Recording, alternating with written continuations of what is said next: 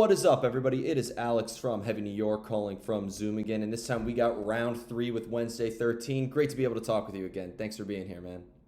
Thank you for having me. Anytime, anytime. I think it makes a little too much sense that I spoke to you like right before the world ended in 2020. Like, what an appropriate like final interview before pandemic times. Yeah, man, that was right before the world went upside down. Yep. And it's upside down. Yep, yep, you and the 69 Eyes. It was the perfect like rock horror show before the world became an Yep. actual horror show. Yep. But it's great to be able to talk with you today because the last time I spoke with you, it was like the first time I spoke with you was at like the ending of Condolences, and then it was at the beginning of Necrophase. But now we got Horrifier coming out this October. Being that was this just continuing where you left off after Necrophase, or was this meant to almost kind of signify like a new era or a new beginning for Wednesday 13? I didn't really try to keep like it was a continuation of Necrophase. It was really kind of unfortunate. Basically Necrophase came out and then the world shut down. We didn't even get we were literally supporting. We did a couple support tours, 69 Eyes, and Static X before that, and then we were literally lining up our headline tour. I had all these grand plans, and had that have happened, maybe this record would have been the Necrophase 2 or wherever that went, because I had a bunch of crazy ideas. But when the pandemic hit and everything shut down, and I didn't even think about, what the next record was going to be. I was writing stuff, but I wasn't trying to get a theme for it until like a year later. So when we really started writing for it, it just, I don't try to push anything. If it's sound like it was Necrophase continuation, good. If it didn't, that's good too. So we just wrote songs, and we wrote a lot of stuff. I know I wrote a lot of material, probably 40 pieces of music, including this album, and I whittled it down to those songs. And I don't think it sounds anything like Necrophase. I don't think it's like Condolences. I think it's a mixture of a lot of those albums. It's like each song of Horrifier feels like it could fit on one of my past records somewhere. Oh, I feel it's like a cool little retrospective. And that was actually my analysis of it when I heard this album. For people who haven't heard the full album yet, though, do you feel like the first two singles that you released, Insides Out and You're So Hideous, maybe serves as a good like a first taste or like a good representation of what all of Horrifier is going to sound like? Or is there a lot more to be discovered and that's just the tip of the iceberg, as I like to say? I think it's the tip of the iceberg. I think there's not another song on the record that's like Insides Out. That was the monster heavy one. That's as heavy as it's going to get on the record. And Hideous, I wanted that to be out because I wanted people to hear that there's still the rock sound of Wednesday 13. I call that's our Def Leppard song, or our Alice Cooper Poison song. But there's a couple, like there's a lot of melody and stuff on the record, like the Haddonfield song. So I feel like those two videos was going to show you the catchy rock side, and then you're going to get the fist pounding down on you with Insides Out. And it's funny you mention that too, because every time I've seen Wednesday 13, I've seen Wednesday 13 maybe like 5 times at this point. And like, you've played with a variety of different bands, from Metal Allegiance to Static X to Cradle of Filth to the 69 Eyes. I mean, have you always been able to kind of maybe like adjust your set list or have like a certain element of songs to kind of fit the tour you're on in a way, or do you not even think about that? I think about that all the time. I should be a DJ. No, I am such a set list nerd. Everything has to be catered to the audience. Like when we play with Cradle of Filth, I wasn't going to play all of my punk songs or my more rock songs. We went for the heavier songs like Zodiac and Keep Watching the Skies, all the heavier stuff. And then just last week we played when the tour started, we played in Los Angeles at the Rainbow Bar and Grill, like outdoor concert, and we played with Enough's Enough and Lita Ford. So I played all of our rock songs. I didn't want to come out doing Insides Out or anything like that. So that's the kind of thing. There's so much music over the years, and it's everything from pretty much heavy metal to punk and rock in the middle. So any band you put us with Metallica, I can give you a Metallica set. You put us with Ghost, I'll give you a Ghost set. You put us with Green Day, I'll give you a punk rock set. So we're pretty capable of being able to do any type of show like that, which has been a good thing for us because we have played with a lot of different bands like that. And it's funny too, because the other two times I interviewed you, I talked extensively about, if you are like portraying a character or somebody outside of who you personally are with your albums and your live performance. But do you feel like having, a punk side and a metal side and even an industrial side? I thought that the Static X show was like a Right. match made in heaven. Like, do you feel like different sounds of Wednesday 13 almost represent different emotions or different sides of your personality as well? Yeah, I mean, all those, all the different styles, like you just said, I bring it all into. That's why I love the freedom of doing what I do because there is no rule. If we want to write a black metal song, we'll write a black metal song. It's just, but all those different sounds you hear, the industrial sound you'll hear sometimes, that's all, it's just from my influence and stuff I listen to. And I like to bring that into the table because here I am on the ninth record. I would hate to be sitting here on the ninth record and go, you know what? All nine of my records sound exactly the same. That would just be boring to me. Yeah. I'm okay with a band like AC/DC doing a record that sounds the same every time, but it's amazing. They can do that. I didn't want to be that kind of band. I like to experiment. My heroes have experimented. Alice Cooper has did every single thing possible, industrial rock, ballads, everything. That's where I get my influence from. And David Bowie as well. He's just always changing, reinventing, and never staying the same, but always still keeping it where it's them. No matter what I do, it's still Wednesday 13.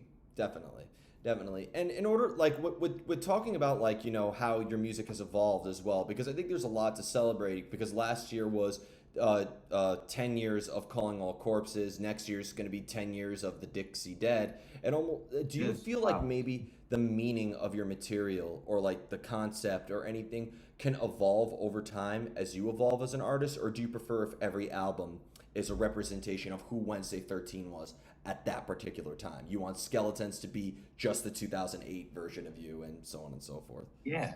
Every record is like I like it to be just that at the time, and it's fun for me to go back and look at myself over those times because I go, oh, well, that was the Skeletons phase. I could tell, you know what I mean? Like I did something different every time enough that I can even look back on it and go, oh, well, I can look at a picture of myself and go, that was Fang Bang, that was Skeletons, that was Calling All Corpses, I was doing that. But I just always try to keep it, a little different and leave that version of Wednesday 13 with that record and move to the next one. Mhm.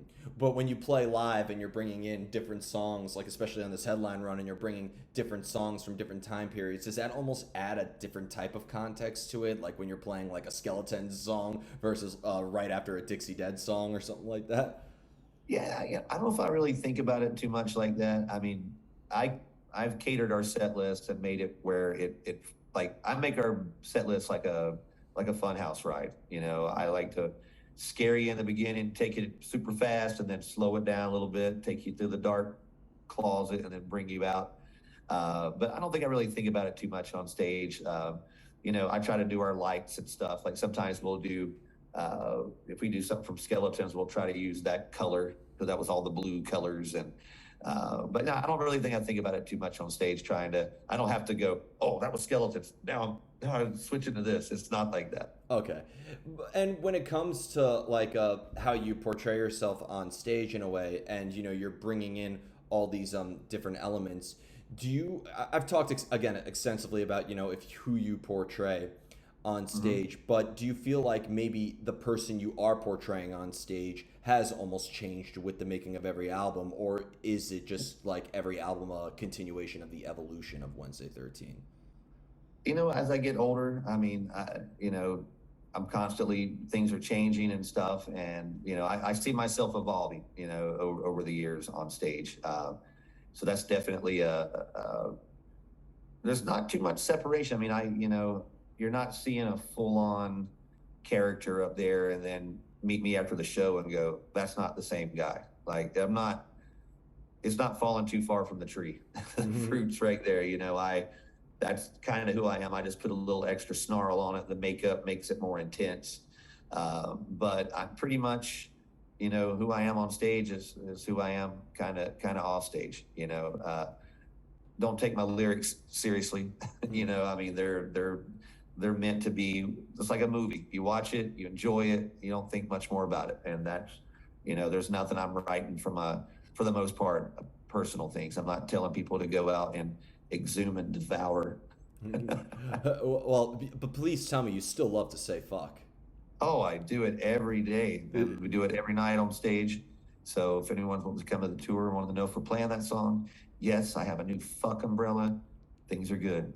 Hell yeah. Hell yeah. Yes.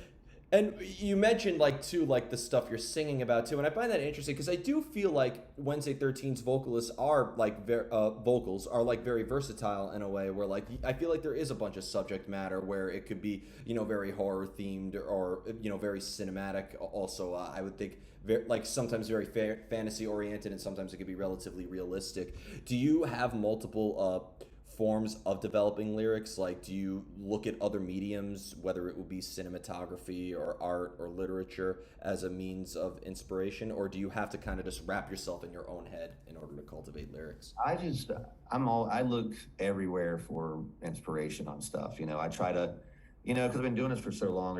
I don't just have to watch a horror movie to start writing a Wednesday 13 song. Like, it's just, there's all kinds of things that inspire it. I was telling someone earlier, they were like, you have a lot of melody in your music and stuff, and where does that come from? I'm like, well, obviously it comes from the bands and stuff I listen to, but I'm such a TV soundtrack nerd. You know, like, I'm the guy that's walking around singing jingles from a commercial. Like, I just always thinking about something that's catchy and it's a hook. And so, like, I could say that Kiss was a huge influence on me, and also I could say that a Colgate toothpaste commercial was inspiring to me because it had a cool little jingle, and I ended up hearing something that made a lyric flow like that. So TV and movies have always been my friend when it comes to helping me with getting the lyrics out. I'm so happy to hear you say that because my gateway into discovering punk rock bands like Rancid came from Garnier shampoo commercials when they played Diamonds and Guns by the Transplants on. There you go. So, There you go. so I think TV and movies have always been. I discovered Deftones from my favorite movie. I've discovered so many Yeah. bands. Like, it's amazing when, whether it be metal or not, on how it could just be so many gateways. And for my generation, video games were like the record stores where we would discover Yeah, shit. the So, same thing for me. I discovered, like, watching Nightmare on Elm Street 3. There's Dokken, there's metal. Horror and metal was put together. Seeing Guns N' Roses in Clint Eastwood's Deadpool movie for 5 seconds. Like, holy shit, it's Guns N' Roses. I gotta check. I knew who they were, but it was just even cooler there with Clint Eastwood. yeah, So definitely. yeah, always, movies and stuff have always been the gateway for me into everything. Definitely. You mentioned too, like having like that movie reference, and I believe you touched upon it a little bit before, but like, do you look at music as mainly an escapism, or do you sometimes use music as a means of confronting personal trials and tribulations, or do you just want music to be a complete escape from reality? Um, I use it for everything. I mean, it's an escape from reality. It's if I'm in a bad mood or things aren't going great, I can go out on stage and just exercise and get that out on stage. So music is literally it's saved my life. It's always been there for me, and I've been able to fortunately do it for such a long time and have people that enjoy it. Definitely. Definitely. Do you almost feel like by having such a movie influence, and I love it when artists tell me that movies are inspiration for them, do you feel like with every album, like Horrifier, for example, this new one, that maybe it is meant to have sort of like a linear aspect behind it? Like, should listeners start off with Severed and end with The Other Side? Or could a listener approach an album of yours from any different angle? No, I make my records.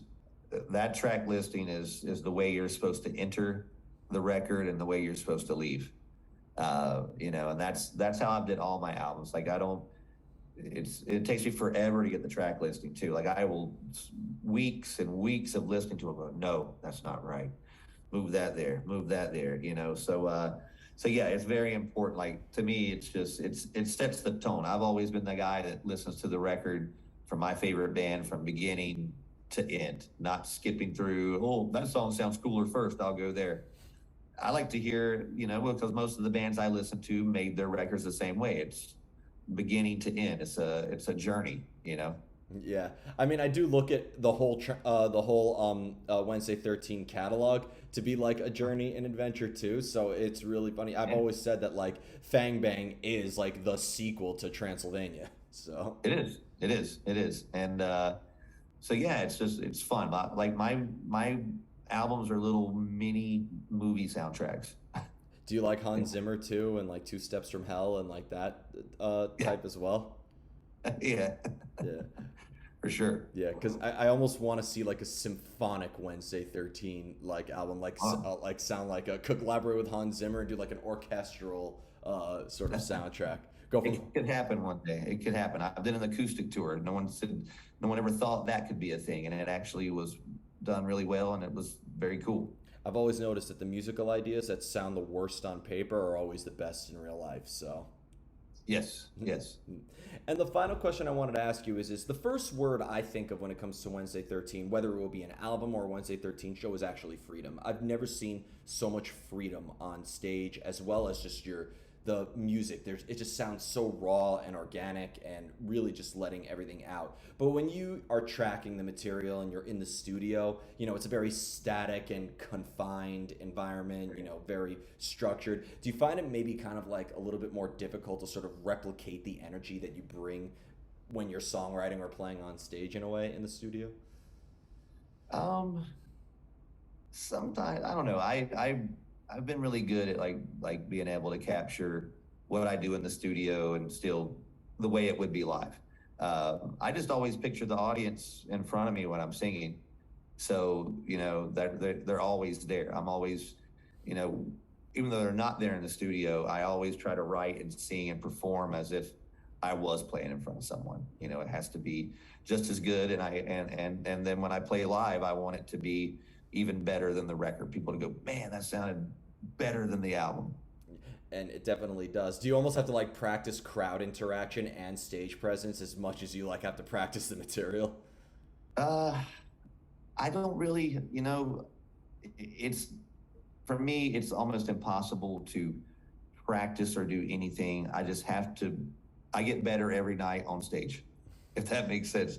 Every night is my practice on stage because I can't recreate it at a rehearsal spot. I can't recreate it anywhere else. It's in the moment. It's the live thing, and that's how it's how it always is. Definitely. And every Wednesday 13 show is most certainly a moment that can't be replicated. Every show I've seen you is different every time in a good way. So before we go, I want to thank you so much for your time. Again, thank you for round 3. Is there just anything else that you would like to promote with the release of Horrifier? Yeah, I know that you have this headline tour coming up. I'll be seeing you in Brooklyn on the 30th. So yeah, we're basically a weekend to this 6-week tour in the States before we head over to Europe. And album's out October 7th. Our next single and video is out October 5th for Good Day to Be a Bad Guy. And if you haven't seen our latest videos, you can check out Hideous and Insides Out, which are basically mini horror movies within themselves. So very proud of how those turned out. That's probably my 2 favorite videos I've made in my career so far. If for a second, and I know that he's not around anymore, but I really thought Wes Craven like made those videos or something like that. It's like that incredible. So they definitely are the best videos going. But thank you. Thank you so much, everybody. We are here with Wednesday 13. Be sure to pick up Horrifier coming out October 7th via Napalm. We will see you next time on Heavy New York. See ya.